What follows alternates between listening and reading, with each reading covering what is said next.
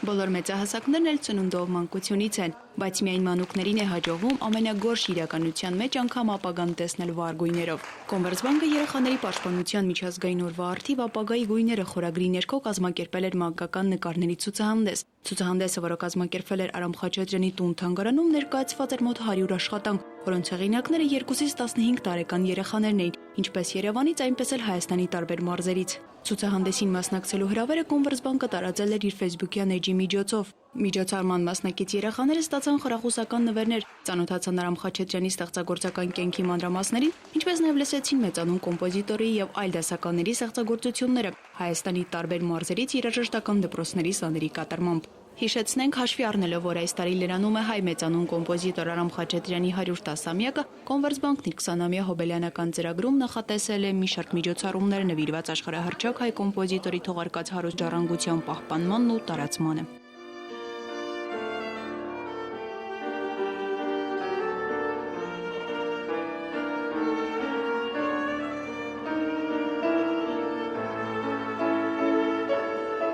Ցավոք սրտի մեծահասակները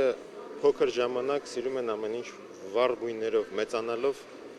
չգիտես ինչու, ամեն ինչ ավելի շատ գորշ գույներով է պատվում, եւ դրա համար մենք որոշեցինք դիմել մեր մանուկներին իրենց նկարներով եւս մեկ անգամ զարդարել մեր գորշ իրականությունը, ավելի վառ գույներով ներկայացնելու, դրա համար այսօր հենց ինչպես տեսնում եք, համագործակցությունը Կոմերցբանկի հետ արդեն տալիս է իր գեղեցիկ պտուղները եւ ապացույցն է այսօրվա ցուցահանդեսը, այսօրվա միջոցառումը, երեխաների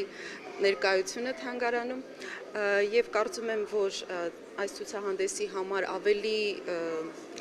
համահունչ միջավայր երևի թե դժվար կլիներ գտնել, քանի որ այս բոլոր հրաշալի վառ գույները ամբողջությամբ համապատասխանում են մեր մեծ մայստրոյի